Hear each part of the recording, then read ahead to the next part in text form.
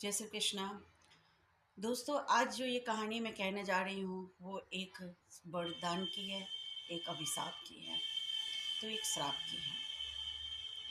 कहानी ये है कि इसमें अभिशाप बना हुआ, लोगों के ऊपर अत्याचार करता हुआ काल यौवन नाम का एक राक्षस जो मथुरा पे चढ़ाई कर दिया और कृष्ण से लड़ाई करने आए।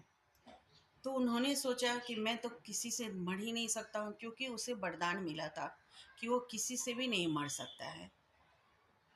तब जा कर के कृष्ण भगवान मन में सोचे कि अगर इससे मैं लड़ूं तो हमारा ही सेना बेवजह मृत्यु को प्राप्त होगा।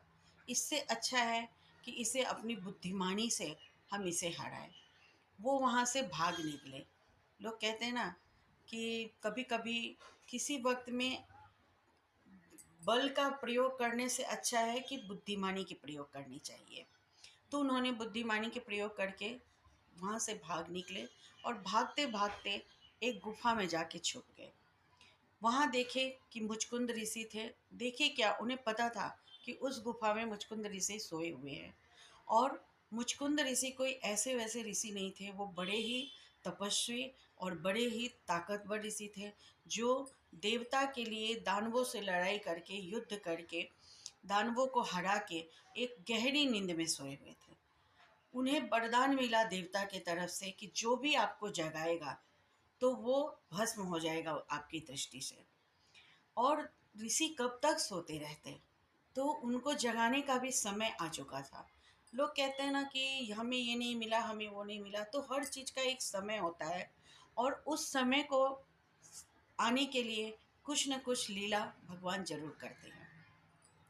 तब भगवान छुप गए और काल यौवन भगवान के पीछे दौड़ता दौड़ता है। उन्होंने देखे कि ये एक व्यक्ति यहाँ सोया हुआ है, एक पीताम्बरी ओढ़ के। तो उन्हें लगा कि ये तो कृष्ण ही है, क्योंकि ये पीताम्बरी कृष्ण का ही है। बोला, छलिया कहीं का, मुझसे छल करके मुझे छोड़ के तो यहाँ आके सो रहा है। एक पैर जोर से मारा। जैसे ही पैर की चोट लगी, ऋषि उठ के क्रोध से देखे देखे तो वो जल के भस्म हो गया काल यौवन। काल यौवन तो मर चुका, लेकिन ऋषि को फिर आए कृष्ण भगवान, उन्हें प्रणाम किए और प्रणाम करके कहें कि ऋषिवर, वरदान का मतलब ये नहीं है कि आप जिंदगी भर उसका उपयोग करो। आप ऋषि हो, तपस्वी हो, आप औरों को काम करने के लिए आप इस पृथ्वी पे आए हो। तो अब आपका समय आ चुका है जागने का।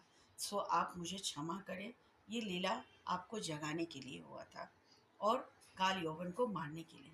तो दोस्तों, कैसी आपको लगा ये कथा, आप कमेंट में ज़रूर लिखिए।